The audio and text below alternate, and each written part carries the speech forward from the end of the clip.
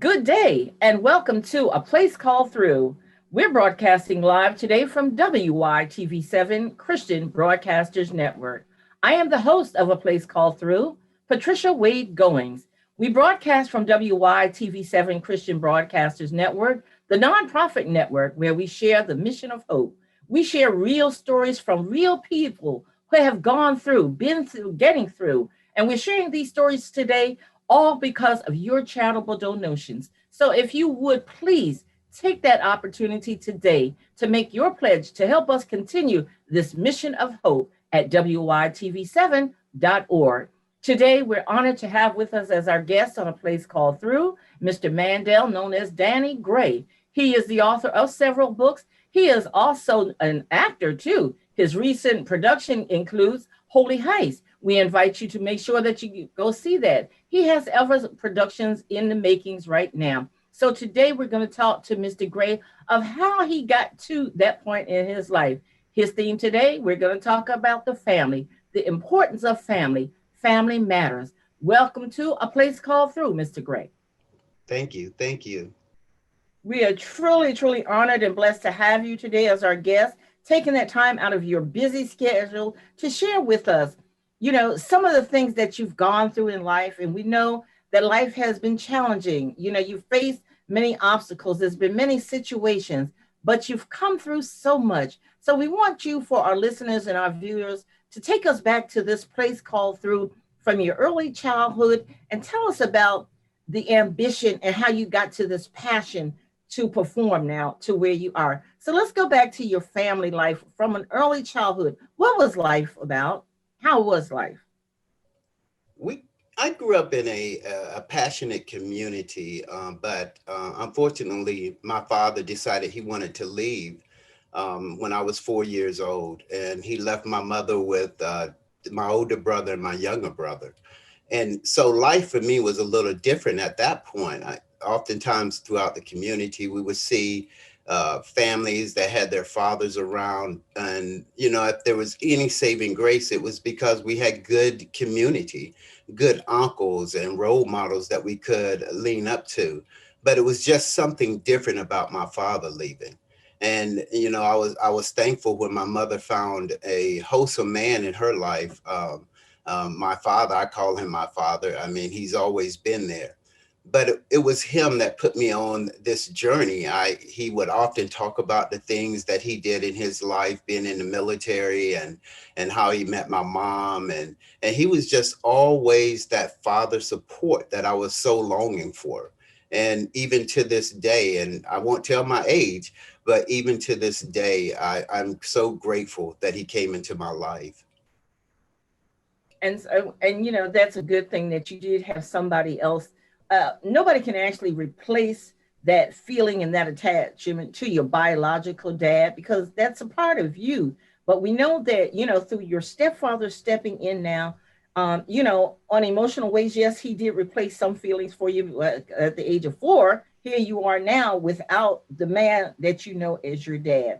And so now your mom is having to pick up a lot of these pieces. And even at that very early age, you're still seeing some of the things that your mom is trying to do and that she always had to do. So now, you're growing up, you've got your stepdad, your family is connecting here. What was it like going to school now? Because little kids, they like to tease each other. So now we're noticing you got a different dad here. How was that for you in school? I I was one of those guys that let a lot of things roll off his back, right? I was always with the in crowd. I was always with the smart crowd. And so I think some of the hardest things that I went through were just going through Christmases and not really understanding why we can't get the things that other kids could get, or just having the things, see people with nice clothes, but we couldn't always have those nice clothes or nice shoes. And I remember uh, going to see my grandfather in Baltimore, and he bought us a pair of Converse. Each one of the boys, he bought a pair of Converse. And it just made me feel so proud because that particular year I could go to school wearing Converse just like everyone else. But you know, you learn to roll with these things. These things kind of beat you up, but you have to understand, you have to keep coming back. And I think that comes from, you know, going to church, being a part of church, and just having that be my background. And that's good because you grew up still, with that spiritual background. Of course, your mom implemented that into your life as an early childhood. So you kept that going on. And now let's take a little bit further and go. You've gotten through elementary school, you've gotten through middle school, and here it comes, high school. You got to make some choices. Where are you going to go and what are you going to do? Because you knew now that, okay, reality has set in. Mom is not going to be able to carry you but so much further. So Right. now you had some decisions to make. So what was it like and what did you decide to do for yourself at this point? I always wanted something different. And so I grew up in Maple Hill, North Carolina. And the only option that I saw at that point was to move to Virginia. And so I started going to school at Hampton University and working full time at the shipyard. And I had my cousins that I could rely on, but it was getting away from home. I wanted something a little different than what I had grown up with. And it was my cousin Greg. I talk about him all the time. It came time for me to move out, and he said, "Hey, I gave you 90 days free. It's you know, what you're gonna do now. I mean, you know, because 90 days is coming up." And it was at that point that I realized what life was all about, and I had to get my own apartment and just making all these hard decisions. And but then I realized that wasn't for me. And in between time, I had my oldest daughter, Natasha, and I wanted her to have better dreams. I wanted her to see grateful things as well. And it was at that point that I said the only way for me to really see the world, I can't afford it, is to join the military. And the only regret I have from that is not listening at my father, who encouraged me to go into the military when I got out of high school. But, you know, not waste 2 years, but really find myself. And so I went into the military. And so, like millions of us, we take that time to really identify with who we are and where we're going in life. It is necessary to know who you are and whom you belong to. And so you've had this probation period, I would call it, those 90 days, and they're just stretching and stretching, but yet they were getting closer. And so you had to rapidly decide where you were going to go. How were you going to get to this place now? And surely that was a load upon you because you're still at an early age, you're still maturing, you're still trying to find out really who it is you are. And you stated that you had a daughter. So now you're trying to put the picture together for not just yourself, but for your daughter. And so you went into the military. And so your ambition while you were in the military was to travel the world, to get outer experiences to share with your daughter, but at the same token, to provide a better way of living for your daughter. So, talk to us while you were in the military. What was your relationship with your mom while you were there? My mom, it was awesome. And I don't think I really knew how going to Germany was going to affect her. I mean, back then we didn't have cell phones, and I was there for almost a year before I reached out and let them know I was all right. And that whole while, it really destroyed my mom. She was wondering, you know, here I am in Germany. She doesn't know what's going on. All she knows is I left out of South Carolina. And when I came back, I really began to home in on what real family was really about. And it was when I went to see my daughter. I had been in Germany for 2 years, and I came back and I wanted to see my daughter. Mhm. And my ex-wife at that time, she was saying, "You can see her. She's right over there. Go get her." And I didn't know my daughter. And at that point, it began to hit me that as a father, I don't know my daughter. I didn't know which little girl on the playground that was playing was mine until my ex-wife called her over and she said, "You know who this is?" And she said, "Yeah, that's my dad." And from that day forward, I made a vow that I would never stop loving my family the way my family loved me. And during that same visit, I realized how bad and how it hurt my mother that she couldn't reach out to me while I was in Germany. And I said, that won't never happen again. And so I began to let family be the wholesome gear that drove me. And I always made time out for my family. And so, I mean, you mentioned your ex-wife. So at what point, okay, because you left high school and you went on into the military. So at what point did the marriage happen? The marriage happened. I found out she was pregnant and we decided we were going to get married. I wanted to do the right thing by her, even though I didn't know life itself for me. So that's when that marriage happened. That was, you were out of high school and getting ready for military, or you had already entered military? No, I hadn't gone into military yet. It was in between leaving high school and going into transition. Military. Yeah. Okay. So that the marriage became the family connector as you were getting ready to go into the military, because obviously, family does matter. Yes. Family is important, and there's so many people that are just not having families. They don't have that connecting piece. But many of us are blessed to have had family and still have family that we can connect with. So now here you have not only a wife, but you have a child. Yes. That you still have to kind of put these pieces together. So now you're in the military and you still had to make another decision, career. What am I going to do when I leave the military? Am I going to stay here? Is this going to be, my lifelong thing? Or am I going to move forward? And so as you're reflecting and you had this time now away, like you said, it's been a while since you were able to talk to your mom.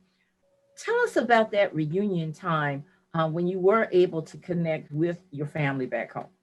Well, when from that point on, after I left Germany, I made it a point to come home or go see my daughter every other weekend.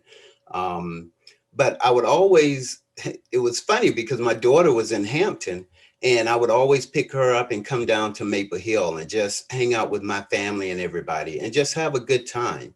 And I just wanted to make sure that I was very, very tied in with my entire family, my brothers, my sisters, my father, and my daughter, and just make sure that, I was showing her the things. And just last night we had dinner and we was talking about the things that we used to do when we would go to my hometown, Maple Hill.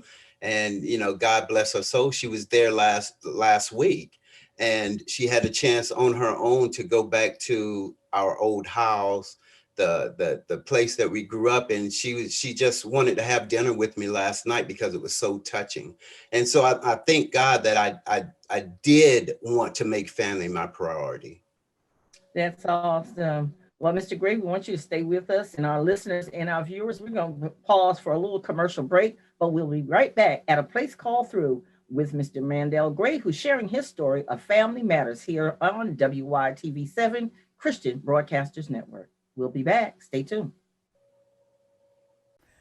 Swing Into Their Dreams Foundation presents the Golf Tournament of the Year, raising scholarships for aspiring National Golf Club in Milton, Georgia. The inaugural HBCU Swing Into Their Dreams Charity Golf Tournament. Registration and gourmet continental breakfast begins at 8 a.m. and shotgun at 10 a.m. Award reception follows. Come enjoy a day of jazz, mimosa, cigars, cash bar, silent auction, and more. For more information, contact 770-686-71 Their Dreams. Don't miss it.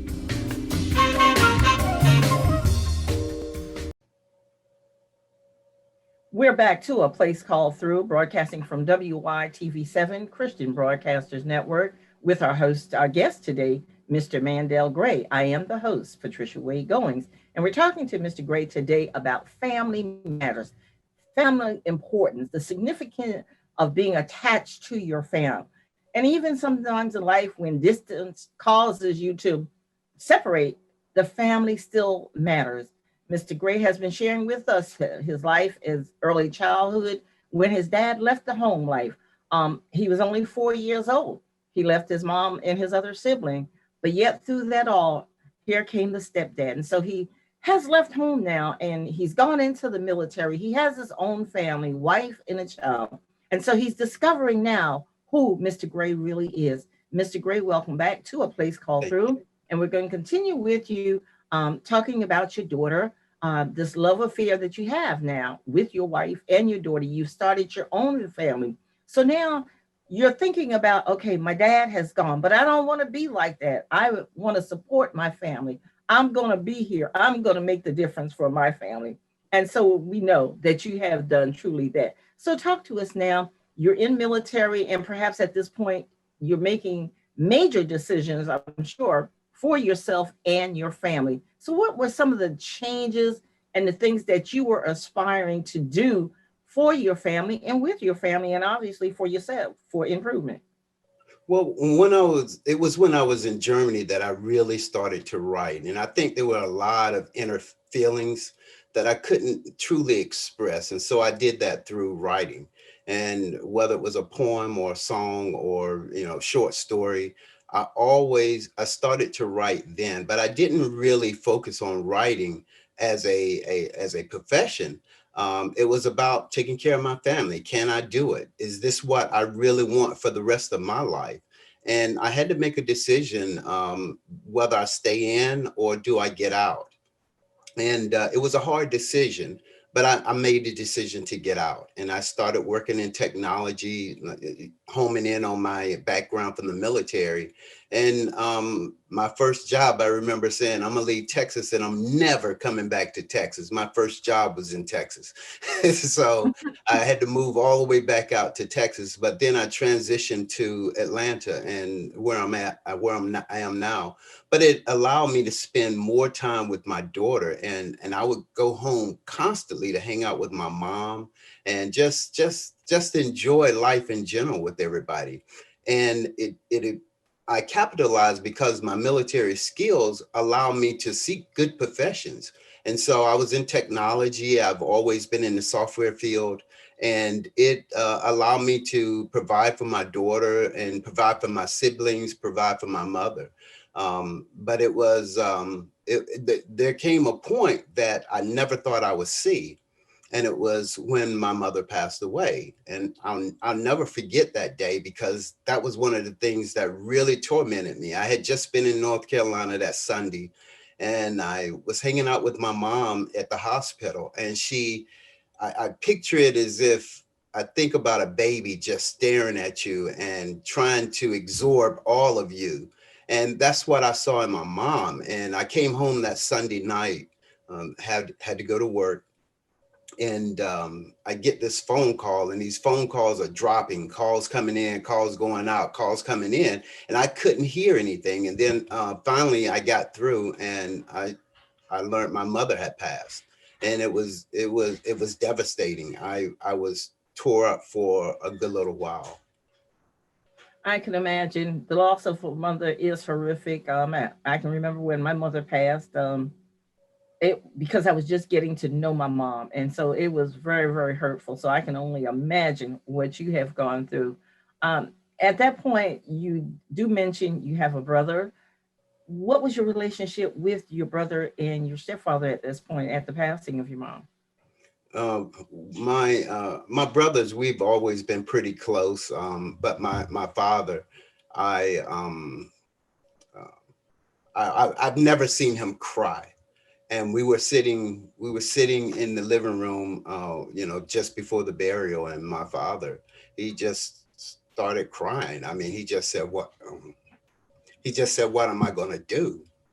And I was asking myself that same question, because my mom was my everything. I mean, my mom was my answer to everything that I needed. I mean, she was just, I could call her and she knew something was going on and she had the right words to say. And I never forget driving down 20, and that was the longest trip I ever took, going to Maple Hill. And I just never saw this day coming. And but my father, me and my father, we're still tight right now. But that day really showed me a different side of him, when he just broke down and he was, what am I going to do now? I mean, he had just retired. He wanted to spend the rest of his time with my mom, hanging out. And it was just devastating to see him cry. And sure, it had to have been horrific on the whole family, because she was your lifeline. She was your support, as you have said. And everyone seemed to have depended on mom. Yeah. And so mom has, she's gone now, but you have those memories. You have those good memories of her nourishing you and being who she is to you, your mom. She'll always be mom. Yes. But now, okay, Mr. Gray is all grown now. He's still trying to figure this all out. And so, you were inspired to begin writing earlier. And so you moved on now to do some wonderful works. Yes. But this family connection, and you mentioned about an ex-wife. So that relationship didn't work out. That fell apart, but you still mentioned that you have this relationship with your daughter. So I'm assuming that you're remarried again. Yes. Yes. Since that. God is awesome. God is awesome. I was going through a divorce during that time as well, and I just said, God, I give up. I'm tired of looking. I'm picking the wrong people. The wrong people are in my life. I give up, and I'm gonna let you drive me. And he led me to my wife. I mean, we traveled different circles. We had different lifestyles. I was traveling all the time for work, but he led her to my life, and we talked over the phone for about 4 or 5 months before we even met. And I laugh now. I just tell her now. I just had to make sure you had 2 arms and 2 legs, right? Make sure you are, because there's no way you fall in love with me. But it's been the most awesome time in my life with her. So that's been a complete turnaround for you because you've gone through so much. First it was you lost your biological father who just didn't really care about family matters anymore. He preferred to do other things. Of course, there's many others that have joined that circle as well too. But that was your dad, and then the loss now of your mom has been very horrific on you. And then you've gone in the military again, separated from your family, divorced, and now remarried. And here comes your queen. And so life now has taken a total turnaround for you. And so you mentioned earlier about writing poems. So tell us some of the inspiration about your poetry that you do. My grandfather. I mean, my grandfather was like a rock, and I never forget writing a poem for him called "This Old Oak Tree," and so that's been one of my inspirations. My travels, my mother, the love of my mother, and the love of my wife, and love of my daughter. Even my daughter and I used to have contests to see who could write the best poem for whether it was Father's Day or my daughter's birthday or something. But so that was the inspiration, and it was at this point that I said I want to do something different. I want to do something that my nephews can always remember me. Uncle Danny is good, but when he's gone, what will I leave behind? What would they see? And I said, if I could get a book published, and that will always be there, that'll outlive me. And so I tried to get my first book published, and I said, now I've done it, and I just have continued. I love writing. But then the second inspiration for acting it came into. I said, what if I can get on a film? What if I can do a production that my nephews, because I have all nephews, and I said, what if they could see Uncle Danny being, something on film? They could always go back and look at me, and they can tell their children about me. So that's been my biggest inspiration, to make sure I'm providing for my family, that they have something to reflect on.